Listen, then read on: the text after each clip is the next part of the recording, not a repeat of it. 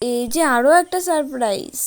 না না, এই পত্তুলিকা গাছের ফুল দেখে তোমাদের বলছি না, সারপ্রাইজটা পরে দেখাবো, আগে ফুল ভিডিওটা দেখতে থাকো। সো হ্যালো এভরিওয়ান, তোমরা সবাই কেমন আছো? আশা করি সবাই ভালো আছো, আর তোমাদের ভালো আমি অনেক অনেক ভালো আছি। যা রোদ পড়েছে, গাছগুলো এখান থেকে ওইখান, ওখান থেকে এখান, সারাদিন শুধু এটাই করতে থাকি। দেখো, আগে তোমরা তো দেখেছিলে ওখানে ছিল, সেখান থেকে আমি আবার এখানে নিয়ে এসেছি, এখান থেকে আবার ওখানে নিয়ে যাচ্ছি। এই হচ্ছে সারাদিনের কাজ আমার। দেখো রোদ যা পড়ছে, কি করব, গাছগুলো তো মেরে ফেলতে পারি না। গাছে তো জল দিই, আরও 3-3 বার দিতে হচ্ছে, যা রোদ পড়ছে আমাদের ছাদে কি বলবো। আর এই দেখো, ইনি আমার টপের কাছে বসে আছে, কি সুন্দর।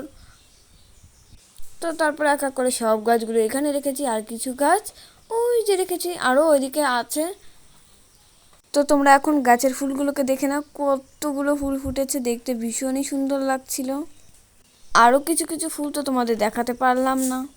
দেখো, একটা শর্ট ভিডিওতে তো সব কিছু দেখানো সম্ভব না, যেটুকু পারি সেইটুকুই তোমাদের সঙ্গে শেয়ার করি।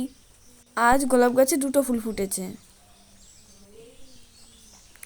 আর এইদিকে দেখো, আমাদের মহারানী কোথায় এসে শুয়ে আছে। হ্যাঁ হ্যাঁ, এটার কথাই তোমাদের বলছি, এতক্ষণ ধরে দেখাবো দেখাবো করে ফাইনালি দেখাতে পারলাম। তো তোমরা এরকম মিনি ব্লগ দেখতে সাবস্ক্রাইব করো। Tata, bye bye.